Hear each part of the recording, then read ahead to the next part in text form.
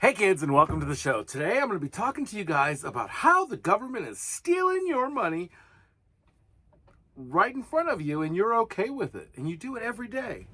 And basically that's it. But before we get into that, a word from our sponsors. Hey guys, while you're in the down there hitting the like, share, and subscribe, and share, comment, all that stuff, head down to the description, click on that Scars and Stripes link, and empower veterans by buying some coffee. Use my link, I get a little bit, and then we'll use that to support our channel. So, thanks a lot, and here, let's go back to the video. All right, here it is. You know when you hear those politicians say, don't worry, we're gonna pay for it, or it's already been paid for. Well, here's how they paid for it. They paid for it by raising your prices and keeping your minimum wage low. That's it. That's the secret. So this is how they intend to pay for all these checks and stuff. They're going to charge the poor. They're going to charge the poor people that don't know better. And this is how they're going to do it. The first thing the government does when they need to raise money is raise gas prices. Gas is taxed at 18%. So if you're getting that gas for $1, then 18 cents of that is going to good old Uncle Sam.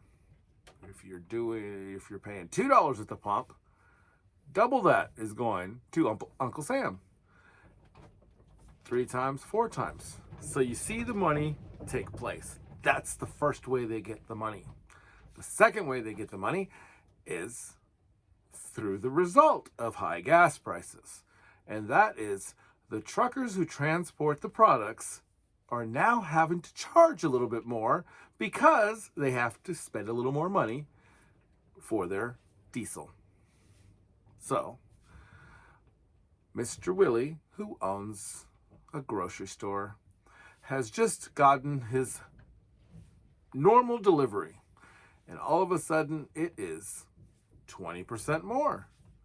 I ask, why is it 20% more? And I say, because gas is 50% more. I know that math doesn't make sense, but it kind of makes sense because remember, this trucker is delivering to multiple places. So we don't incur the entire amount of their raised gas prices. We incur a portion of it, which means our prices go up just a little bit, as does everyone else's, which means I have to raise my prices to sell that item at the same profit that I was making before. Here's the problem. If I start doing that, I've raised the prices so fewer people are buying it, which means that I'm not making the same profit as before. I'm actually making less because fewer people can afford it. So how do I deal with that? I call the manufacturer and say, I can't raise the price on this, and my prices have gone up. So the manufacturer says, I got a plan. You keep the prices the same, and I'm going to make that 16-ounce item a 14-ounce item, but we're going to keep the package exactly the same. We're just going to do some indentions just so that way nothing changes for the consumer, the person buying it. So you go to the store and you see that same package and you grab that package and you're like, oh, that kind of feels funny, but it looks the same. So you throw that in your cart, you get home and you're ready to make, let's say it's flour. It's a good staple. And you're ready to make some bread. And you know that that package will make you 4 loaves of your mama's favorite recipe, your grandma's favorite bread recipe. It'll make you 4 loaves. And you grab that, you mix it together, and all of a sudden you have 3.5 loaves. Because you didn't even realize it, but that item has gotten smaller, which means they can charge less to the people down the line. It's the same price to you, but you've run out sooner, which means you have to run back to the store and buy a little more flour. Most likely, that same package, which ends up making you purchase twice as much as you need, actually 3 times as much as you need. And now you have less money to spend on other things, all while you are paying the normal taxes on those items. So you're buying more, getting less, and paying taxes that are going up because you're buying more. Now, where you spent 30% of your income on food, you're spending 45% of your income on food. So then that's inflation. That's natural, normal inflation. If you're a CPA or an accountant or somebody who wants to check me on that, explain it differently, but that is my understanding of inflation. So what do we do to add to this wonderful pie of disgusting government bureaucracy? How do we make more money out of this? Well, oh crap, prices are going up. People are going to buy less. People are going to get laid off. Better make sure that my buddies make a lot of money. So here's what they do. We have a supply chain issue. We need to print money. We need to give people money. So then you start printing money on top of regular inflation, and then you get hyperinflation. So prices are going to start to increase. I bought a gallon of milk yesterday for $5. In my neck of the woods, that's about $1.50 more than last year. Inflation. Gas is also a little higher this year than it was last year. Inflation. Here's the other kicker. Let's say Willie has this widget. Let's say I'm making peanut butter. And I make peanut butter. I've got the best peanut butter. Willie's famous peanut butter. And I've got contracts all over the world. And I make this peanut butter. And then I send it to this grocery store or that market. And I just change the labels. All the peanut butter is exactly the same. Just different labels sent to different stores. As a matter of fact, I might even have 4 of my labels in the same store. I have Willie's famous peanut butter, and that says, that one's for $5.99. And then the next one down is the store brand. That one's $2.50. Same peanut butter inside, different label. Well, what happens is, oh man, things are starting to get expensive. We're having supply chain issues because my senator buddy just told me that we're about to have supply chain issues.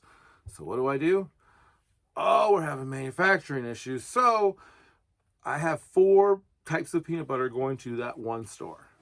Well, sorry, we can only get you one kind of peanut butter at that store, and it's the Willie's famous peanut butter, which is the more expensive one.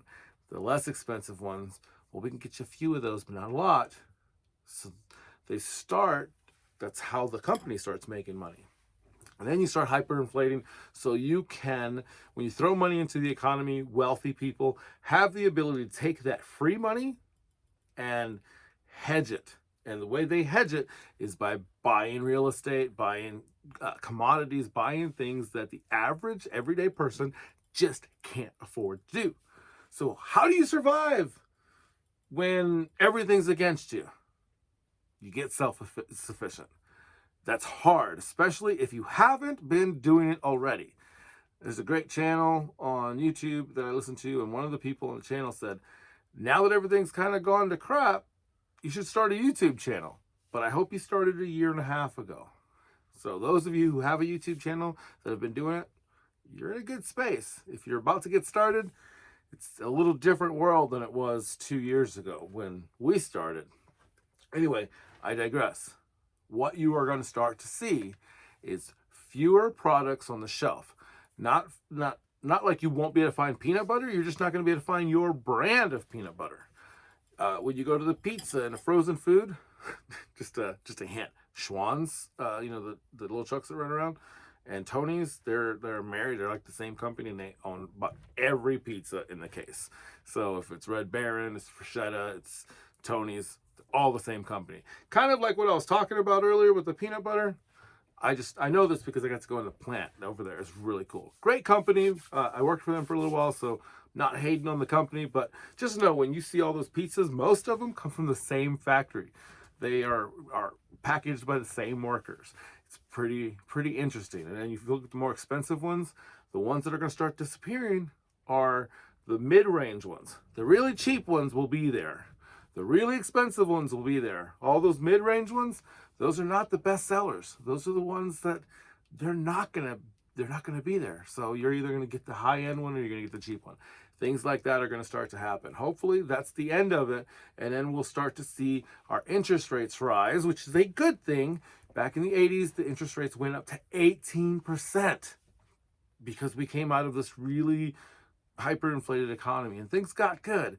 But if you go into debt, which is what happened in the 80s, you're going to see this other economic bubble happen to your family. So here we go.